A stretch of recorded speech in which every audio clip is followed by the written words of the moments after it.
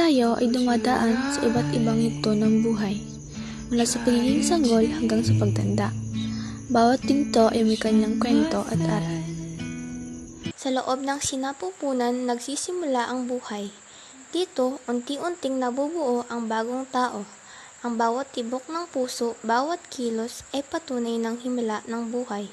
Ang pagbubuntis ay panahon ng pag-asa, puno ng pangarap para sa magiging kinabukasan ng sanggol. Ako rin, excited na akong mama si baby girl. Sa unang mga taon, ang isang sanggol ay nagsisimulang maglakbay sa mundong ito. Ang unang iyak, unang ngiti, lahat ng ito ay mga milestone na nagpapatunay sa mabilis na paglaki. Sa murang edad, ang mga unang aral ay mahalaga.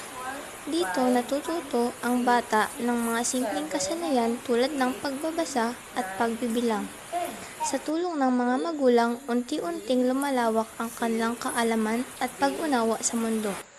Ang bawat tanong at aral ay nagiging pundasyon para sa kanilang hinaharap. Very good na. Sa mga huling taon ng pagkabata, nagiging mas malinaw ang mga pangarap at layunin ng isang bata.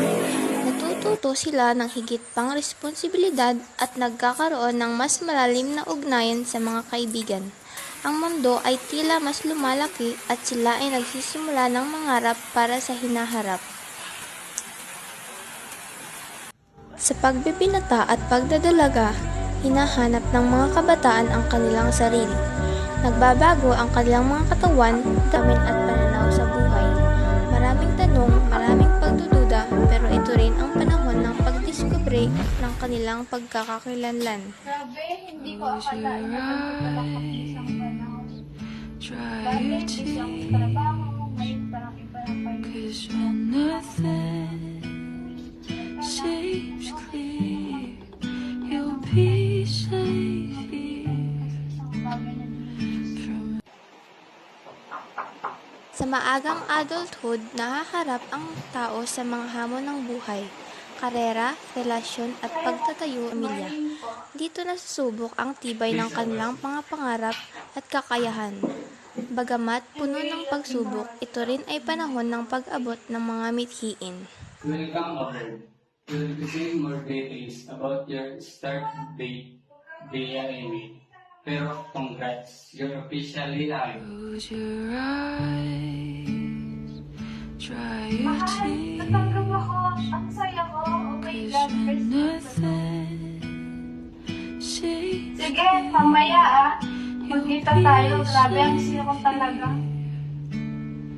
from the sheer weight of your doubts and fears. Wondering when the light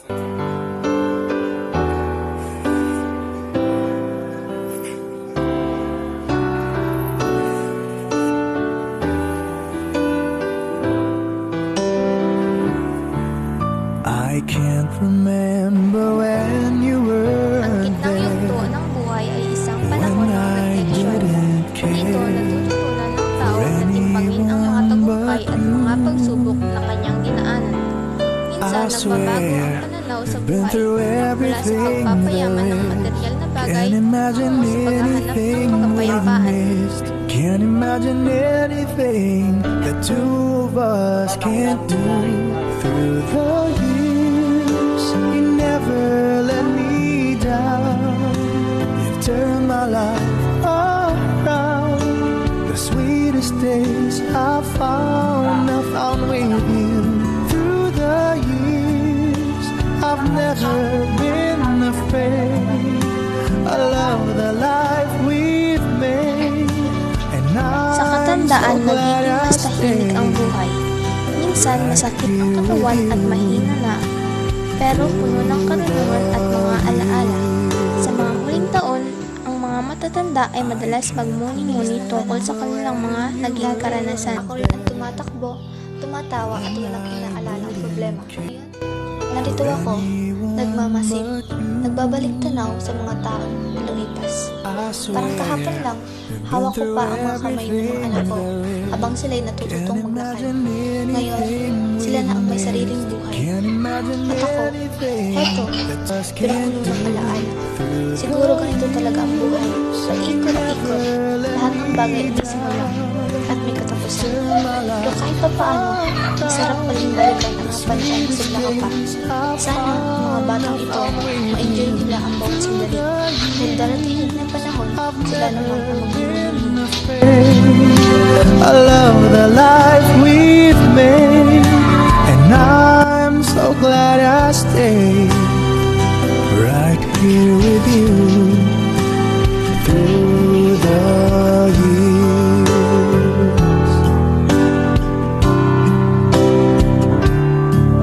I can't remember what I used to do.